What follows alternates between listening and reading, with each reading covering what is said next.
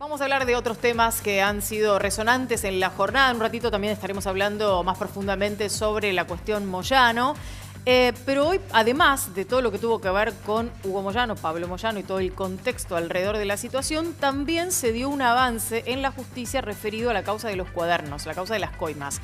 Un nuevo declarante, un nuevo empresario que se presentó ante Bonadío, tenía que ir a declarar, Marcelo Pintilli, y dijo: no tengo nada que ver con esto, nunca pagué coimas. Vamos a recibir a nuestro invitado para hablar de estos temas y preguntarle muchas de las cosas que él conoce. Alfredo Popritin, muchas gracias por estar aquí. Al contrario, gracias por la invitación. Buenas noches. Un placer.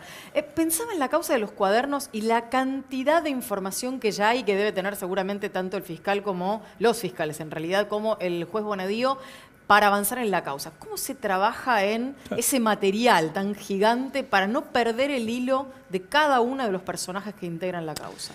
Bueno, yo creo que una de las cuestiones que permitió avanzar rápidamente fueron justamente los testimonios de los arrepentidos, ¿no? Esto acortó mucho las distancias y permitió tomar decisiones judiciales, procesamientos en forma rápida. Pero en ese interín se fue acumulando, acopiando, y creo que en estos últimos días también, gran cantidad de información documental. Claro. Datos. Creo que hoy hubo un allanamiento donde se secuestraron cheques inclusive. Todo esto tiene que ver con un posible peritaje contable que en algún momento va a haber que hacer. ¿En esos peritajes contables se puede determinar si hubo un pago, fehacientemente si hubo un pago de coimas? O sea, dudo mucho que se ponga, aunque ha habido casos, que se pongan por escrito tal dinero a... Bueno, en la causa Cromañón estaban en los cuadernos, ¿te acordás, no? Los pagos a la policía y demás. Uno tiende a creer que es como la tarjeta de crédito con las compras que uno no quiere declarar. Suele pasar las cosas más increíbles, ¿no? Porque ocurre que las empresas tienen un problema, que le facturan la totalidad, las empresas constructoras me refiero, le facturan la totalidad al Estado, porque prestan servicios al Estado, por las obras que realizan. Entonces todo es blanco y reciben dinero, digamos, supuestamente ya con sobreprecios, o sea, con valores inflados. Eso generaría, en principio, unas ganancias enormes si no toman algún tipo de medida. Bueno, el contador que va a verificar, que va con la lupa y mira esas contabilidades, seguramente va a mirar los gastos, si esos gastos son genuinos, si los incorporaron a través de facturas apócrifas, quizás algún tipo de gastos para bajar utilidad. Todo esto permite armar un esquema, digamos, de posibles irregularidades y tal vez, por deducción, se llega a la conclusión de que hubo pago de coimas. Estoy pensando en aquellos que hoy forman parte de los arrepentidos o de los imputados colaboradores en esta causa. Los que mencionaron delante del juez que efectivamente pagaron coimas, intuyo que querrán de algún modo demostrar cómo fue ese camino y de dónde lo sacaron. Por lo tanto, probablemente sus propios contadores estén habilitados para mostrar parte de esa documentación. Sí, debe haber situaciones distintas, sospecho. En general creo que los arrepentidos trataron de hacer ver o de declarar, no sé si puede ser cierto o no, que el pago proviene ya de ganancias distribuidas entre los accionistas o honorarios repartidos entre los directores, digamos, cosa de dejar de costado la responsabilidad de la empresa. Lo que ocurre es que en la medida que se determine que ha habido sobreprecios, ganancias infladas, pago con esas ganancias de coimas, etcétera, etcétera, en algún momento va a tener que haber un reclamo a estas empresas para que devuelvan parte de ese dinero, ¿no? Una consulta, ya que usted trabajó mucho mano a mano con la justicia, ¿no? Sí. Los contadores no tienen obligación de secreto como tienen los psicólogos, los médicos, los abogados. Sí, en principio sí.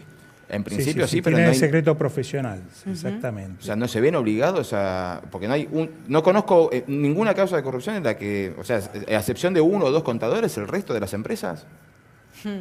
Bueno, si no son citados, no son convocados, no van a poder declarar, pero me parece que en algún momento lo serán, especialmente aquellos auditores que controlaron estos balances y que cuentan con análisis efectuados de esos periodos, de esos años, y seguramente le tuvieron que haber saltado algún tipo de disparador de irregularidades o hechos, digamos, anormales que le permita determinar si hubo o no hubo sumas que no son coherentes de un año para el otro, si los índices son llamativos, los índices de, digamos, de los distintos rubros que componen los balances. Lo que pasa es que uno piensa en otros casos, por ejemplo, la empresa que auditó a Enron por cuestiones mucho más leves que estas, tuvo que cambiar el nombre y mudarse de país.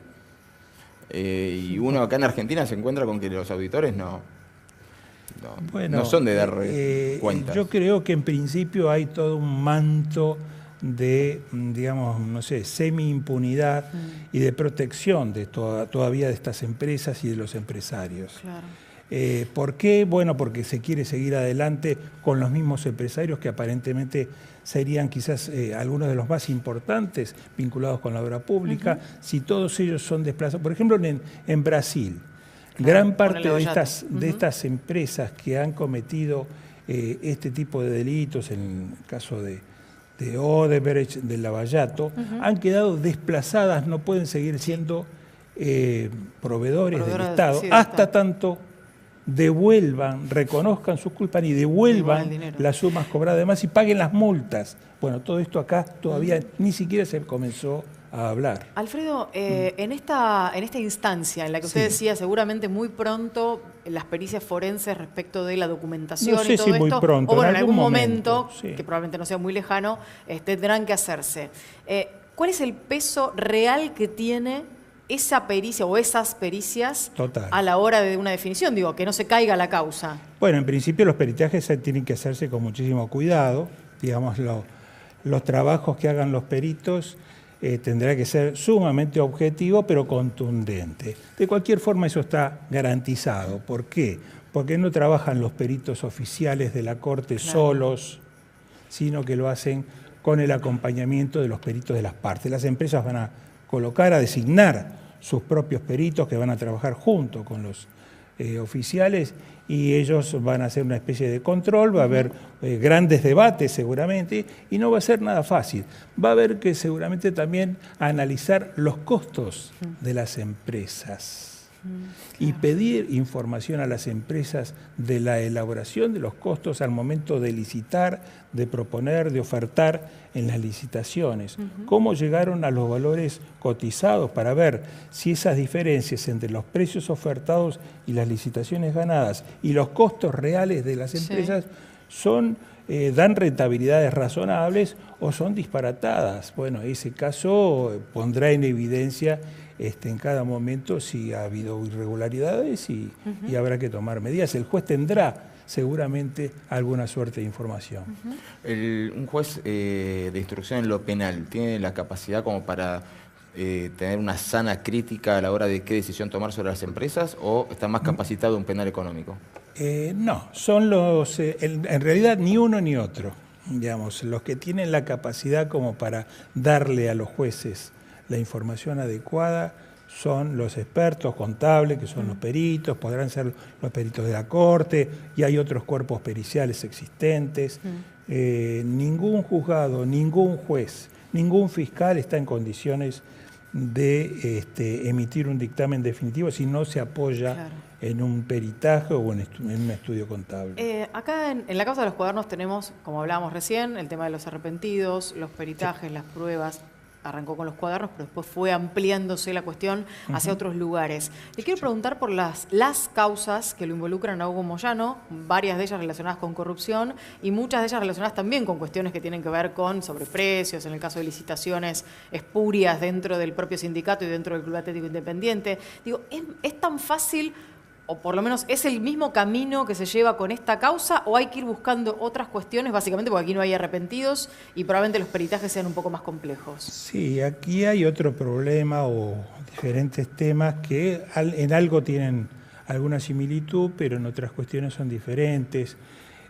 Acá creo que lo que se nota es una obra social en una situación de crisis financiera, porque ha efectuado pagos por sumas muy, muy elevadas, muy importantes. Pero claro, los contratistas con los cuales ha operado resultan ser miembros de la familia de los Moyano. Digamos, son empresas que pertenecen al grupo en forma indirecta, un poco solapado, pero esto ya está reconocido incluso por la familia Moyano. Entonces, ahí se genera una especie de conflicto de intereses. Esto no debiera ser así, porque lo que se nota es que bueno, la obra social de camioneros ha quedado sumamente endeudada y estas empresas han tenido enormes beneficios. Entonces, la pregunta que uno se hace a priori antes de ver los números en detalle, es decir, los valores que se cotizaron en los trabajos que se hicieron, en las construcciones y en las obras que llevaron a cabo, o en los productos que han provisto, o los servicios que han provisto a la obra social o al sindicato, ¿se hicieron a precios razonables? Bueno, eso habrá que analizarlo, habrá que comparar valores de mercado. Hay un trabajo bastante profundo a realizar allí, ¿no es cierto? Ya que hablamos de Moyano, las causas, tenemos la de la obra social, y cómo pueden terminar vinculándose con la otra causa que fue la que fue noticia durante toda la semana, ¿no? Cuando empiezan a aparecer cuentas en otros lados, y cómo funciona eso de las transferencias. ¿Es legal, más allá de que no sea legítimo, o es legítimo más allá de que no sea legal, tener el dinero protegido en otra cuenta? ¿Vos te referís a Independiente? Exactamente. Y a la cuenta del exterior.